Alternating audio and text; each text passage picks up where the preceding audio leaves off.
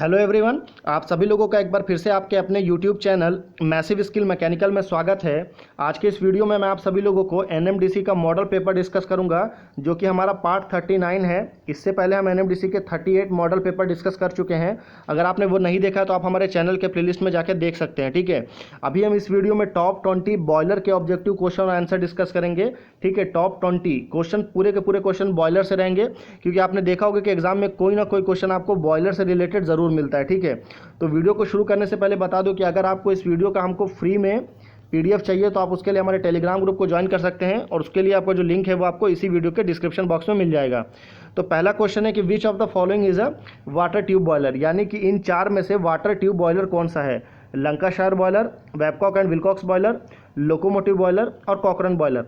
तो water tube boiler जो है इन चारों में कौन सा है, वो है आपका बैबकॉक विल्कॉक बॉयलर। ठीक है, ये आपका वाटर ट्यूब बॉयलर है। इसमें जो वाटर ट्यूब है वो आपका इंक्लाइंड है। ठीक है, ये इंक्लाइन ट्यूब है। ठीक है, ये भी एग्जाम में क्वेश्चन आता है। और जहाँ तक बात रही लंकाशायर और लोकोमोटिव और कॉकरन की, तो ये तीनों जो है वो आपका फायर ट्यूब बॉयलर के अंदर आता है।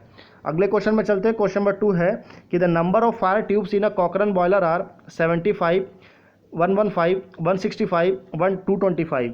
यानी कि बोल रहा है कि फायर ट्यूब्स जो होता है कॉकरन बॉयलर में, वो टोटल कितने नंबर्स होता है। ये फायर ट्यूब्स है। ठीक है, ये आप ये सामने देख रहे हैं आप 3 हैं, इसके पीछे फिर और 3 रहेंगे, फिर उसके पीछे, तो ये सीरीज में रहता है। ठीक है, इसलिए आप पूरे का पूरा जो आपके ट्यूब्स है उसको आप देख नहीं सकते एक बार सिंगल डायग्राम में।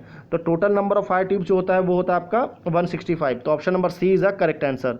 अगले क्वेश्चन में चलते। क्वेश्चन नंबर 3 है कि the actual power supply by the engine crankshaft is called indicated power, brake power, friction power या नन ऑफ दिस। यानी कि इंजन के क्रैंक शाफ्ट में जो पावर डेवलप होता है उसको हम क्या बोलते हैं, उसको बोलते हैं हम ब्रेक पावर। ठीक है, अगले क्वेश्चन में चलते हैं। क्वेश्चन नंबर 4 है कि Lancashire boiler has 1 internal flu tubes, 2 internal flu tubes, 3 internal flu tubes या 4 इंटरनल फ्लू ट्यूब्स।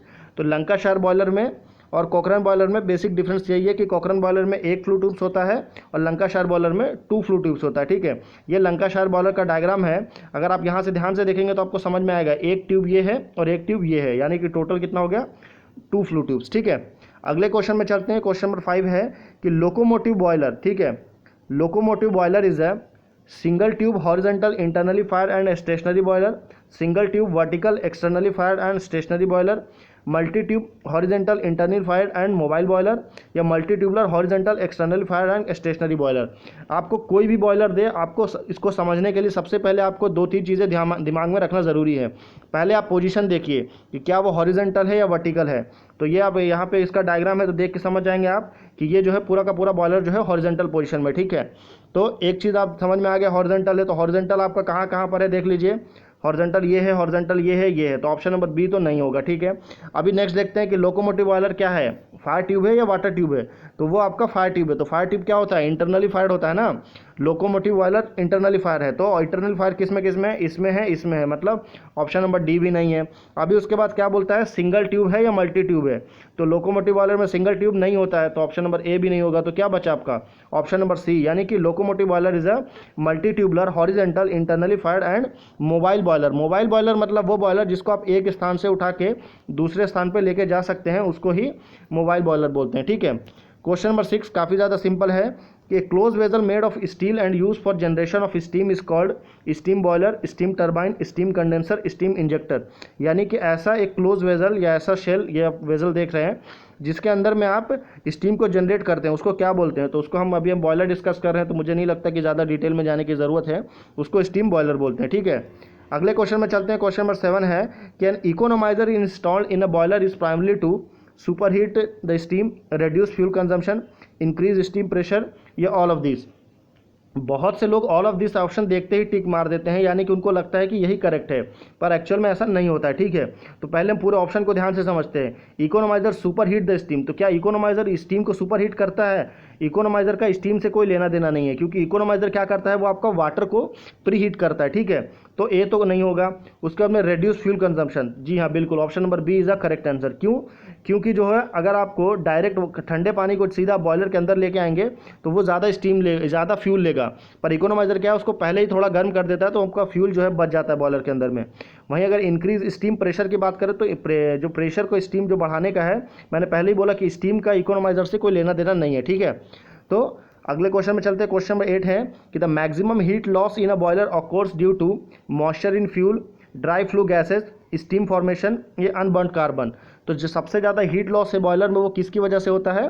तो वो होता है आपका ड्राई फ्लू गैस की वजह से। ये आपका एसएससी का क्वेश्चन है, ठीक है, तो आप ध्यान से देखेंगे। अभी ड्राई फ्लू गैस क्या होता है ये देखिए, यहाँ पे बॉयलर में जब आपका स्टीम जनरेट हो जाता है तो चिमनी के थ्रू वो बाहर की ओर जाता है, ठीक है।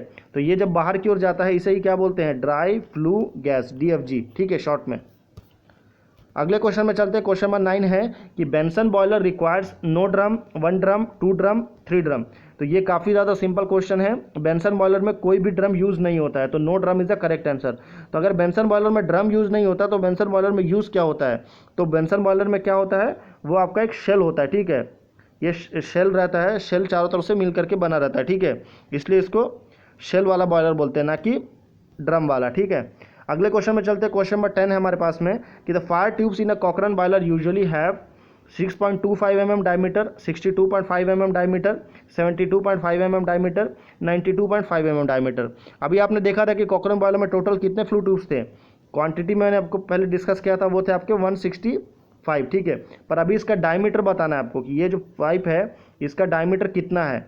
तो आपके पास में 4 ऑप्शन था, तो इसका राइट आंसर जो है वो रहेगा आपका ऑप्शन नंबर बी, यानी कि 62.5 mm is a correct answer for Cochran boil diameter.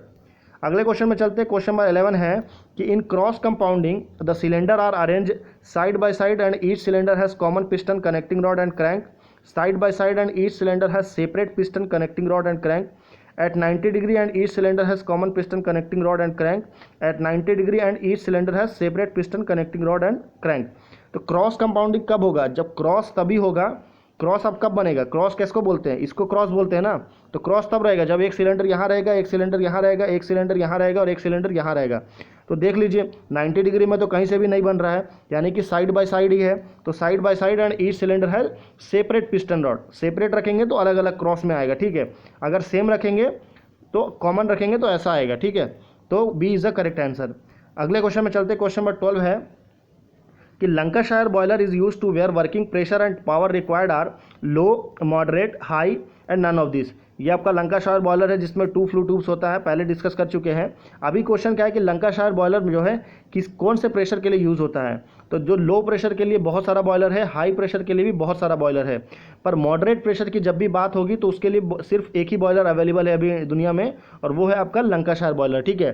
तो option number B is the correct answer. ये काफ़ी इंपॉर्टेंट क्वेश्चन है, ठीक है। क्वेश्चन नंबर 13 में चलते हैं कि the maximum steam pressure in a locomotive boiler is limited to 0.18 million newton per metre square, 1.8 million newton per metre square, 18 million newton per metre square या 180 million newton per metre square. तो maximum steam pressure जो है locomotive boiler में वो होता है आपका 1.8 million newton per metre square. ये आपका लोकोमोटिव बॉयलर है, ठीक है। अगले क्वेश्चन में चलते हैं। क्वेश्चन नंबर 14 है कि the artificial draft is produce by steam jet, centrifugal fan, chimney या both A and B. Draft क्या होता है कि जब भी कोई गैसेस बनती है प्रोसेस होने के दौरान में, तो उस गैसेस को बाहर निकालना ज़रूरी है। तो उसके लिए या तो हम चिमनी का यूज़ करते हैं या फ़ैन का यूज़ करते हैं। तो अभी जो आर्टिफिशियल मतलब क्या है? आर्टिफिशियल जहाँ पे हम अपना यूज़ कर रहे हैं मैकेनिकल, ठीक है, या जिसको ह्यूमन के द्वारा बनाया जाता है उसको आर्टिफिशियल बोलते हैं। नेचुरल जो होता है वो आपका होता है चिमनी से, ठीक है। पर अगर स्टीम जेट या सेंट्रीफ्यूगल फैन, ये दोनों में से, या स्टीम नोजल भी रहे, इन तीनों में से कोई भी यूज़ हो तो वो आपका आर्टिफिशियल ड्राफ्ट कहलाता है। तो option number D is the correct answer, मतलब ए एंड बी दोनों यूज़ होता है, ठीक है। क्वेश्चन नंबर 15 है कि the water tubes in a Babcock and Wilcox boilers are vertical, horizontal, inclined. तो ये इसका वाटर ट्यूब से देख लीजिए ये कैसा है, ये इंक्लाइंड है, ठीक है। तो option number C is the correct answer. Horizontal जो रहता है कैसा रहता है? मैक्सिमम जो रहता है वो आपका हॉरिजॉन्टल रहता है बॉयलर, क्योंकि मैक्सिमम बॉयलर जो है कुछ इस तरह दिखता है, ठीक है। इसमें जो ट्यूब्स होता है वो हॉरिजॉन्टल बहुत ही ज़्यादा होता है, वर्टिकल बहुत ही रेयर केसेस में आता है, ठीक है। मैं इस क्वेश्चन का राइट आंसर जो है ऑप्शन नंबर सी है, ठीक है। अगले क्वेश्चन में चलते हैं। क्वेश्चन नंबर 16 है कि blow off Kock in a boiler is use to control the flow of steam from the boiler to the main pipe and to shut off the steam completely when required, या empty the boiler when required and to discharge the mud, scale और sediments which are accumulated at the bottom of the boiler, या put off fire in the furnace of a boiler when the level of water in the boiler falls to unsafe limit, या increase the temperature of saturated steam without rising its pressure. तो blow off cock जो है वो mainly क्या करता है, वो क्या करता है आपका एम्प्टी द बॉयलर, बॉयलर को खाली कर देता है, ठीक है, व्हेन रिक्वायर्ड, और उसके मड स्केल और सेडिमेंट्स जो भी रहते हैं उसको डिस्चार्ज कर देता है उस बॉयलर के बॉटम साइड में, ठीक है। ब्लो ऑफ कॉक कैसा दिखता है, ये देखिए ब्लो ऑफ कॉक कुछ इस तरह दिखता है। ये आपका इसका मेन वॉल है, ये जैसे इसको ओपन करते हैं इसमें से जो स्लरी है पानी यहाँ से अंदर इन होता है और स्लरी को यहाँ से डिस्चार्ज कर देता है, ठीक है। अगले क्वेश्चन में चलते हैं। क्वेश्चन नंबर 17 है कि which of the following is not a boiler mounting. अभी आपको बताना है कि इसमें से बॉयलर माउंटिंग कौन सा होता है, blow off cock, feed check valve, economiser या फ्यूजिबल प्लग। तो बॉयलर माउंटिंग और बॉयलर एसेसरीज में आपको बेसिक डिफरेंस पता होना चाहिए कि बॉयलर माउंटिंग जो होता है वो आपका बॉयलर का सेफ काम के लिए, बॉयलर सेफ रहे ह्यूमंस के लिए, उसके लिए लगाते हैं बॉयलर माउंटिंग, और एसेसरी जो है बॉयलर के परफॉर्मेंस को बढ़ाने के लिए लगाया जाता है। तो ब्लो ऑफ कॉक और फीड चेक वॉल और फ्यूजिबल प्लग ये तीनों जो है बॉयलर माउंटिंग में आता है। पर इकोनोमाइजर जो है वो उसका स्टीम राइजिंग कैपेसिटी, यानी कि जो है आपका वाटर को प्रीहीट करने के लिए यूज़ करते हैं इकोनोमाइजर का, ये आपका 20% फ्यूल इकोनॉमी को बढ़ा देता है, ठीक है। अगले क्वेश्चन में चलते हैं। क्वेश्चन नंबर 18 है कि the air pressure at the fuel bed is reduced below that of atmosphere by means of a fan placed at और near the bottom of the chimney to produce a draft, such a draft is called. This question is very important in point of SSC, इस point of RRB, ठीक है। Option क्या क्या है, natural draft, induce draft, force draft या balance draft. तो इस question का राइट आंसर होगा ऑप्शन नंबर बी, यानी कि इंड्यूस ड्राफ्ट, ठीक है। आईडी फैन जो बोलते हैं यही आईडी फैन है, ओके। अगले क्वेश्चन में चलते हैं। क्वेश्चन नंबर 19 है कि the locomotive boiler has 137 fire tube, 44 super heated tube, 147 fire tube, 34 super heated tube, 157 fire tube, 24 super heated tube, या 167 fire tube, 14 super heated tube. तो ये आपका लोकोमोटिव बॉयलर है, इसमें टोटल 157 फायर ट्यूब्स होता है और 24 सुपर हीटेड ट्यूब्स होता है, ठीक है। तो option number C is a correct answer.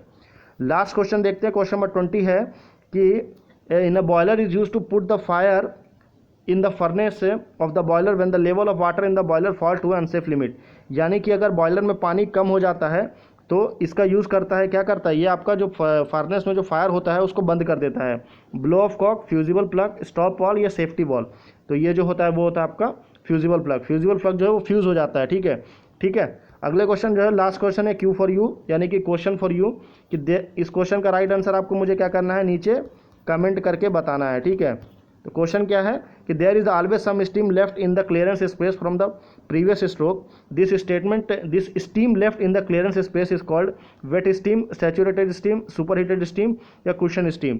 तो ये 4 स्टीम है, आपको राइट आंसर कमेंट करके बताइए। और अगर आप एनएमडीसी का प्रिपरेशन कर रहे हैं तो प्लीज़ हमारे चैनल को सब्सक्राइब कर लीजिए, चैनल वीडियो को लाइक करिए, शेयर करिए, अपने सारे स्टडी ग्रुप में शेयर कर दीजिए। और अगर आप पीडीएफ से पढ़ना चाहते हैं तो ये हमारा आंसर की भी साथ में दिया